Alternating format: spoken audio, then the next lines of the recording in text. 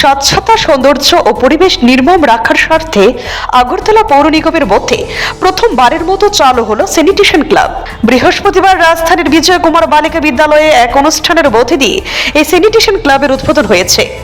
উপস্থিত ছিলেন পৌর নিগমের মেয়র দীপক মজুমদার, কর্পোরেটর রত্না দত্ত, পৌর নিগমের কমিশনার শৈলেশ যাদব সহ অন্যান্যরা।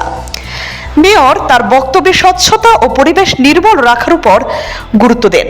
স্যানিটেশন ক্লাব প্রকল্পে স্কুলে স্বচ্ছতা বজায় রাখার জন্য বেশ কিছু সামগ্রী দেওয়া হয়। এই দিনের অনুষ্ঠানকে ঘিরে ছাত্রীদের মধ্যে বেশ উৎসাহ উদ্দীপনা দেখা দিয়েছে। মূলত উদ্দেশ্য হচ্ছে ছোট ছোট ছাত্রছাত্রীরা থেকে ছোটবেলা থেকে পড়াশোনার পাশাপাশি নিজেকে সুস্থ রাখা এবং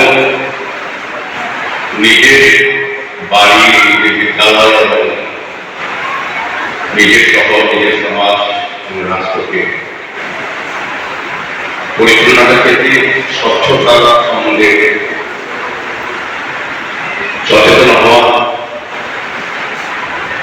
সেই বিষয়ে ভারত সরকার চিন্তা করেছে এবং আমাদের রাজ্য সরকার উদ্যোগ গ্রহণ করেছে এবং আগরতলা পৌর নিগম সেই বিষয়টার উপর গুরুত্ব দিয়ে প্রতিটি বিদ্যালয়ে স্বচ্ছতা বা স্যানিটেশন ক্লাব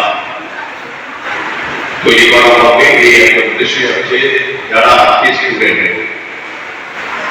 তারা আমাদের রাজ্যে আগামী দিনে ভবিষ্যৎ বা সুনাগরিক হবে, এই সমাজকে রাষ্ট্রীয় পরিচালনা করবে।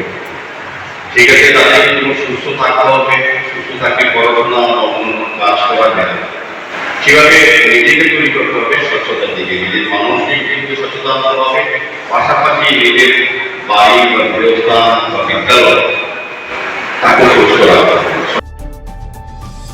Bureau report, CNE TV. CNE TV, channel for news and entertainment.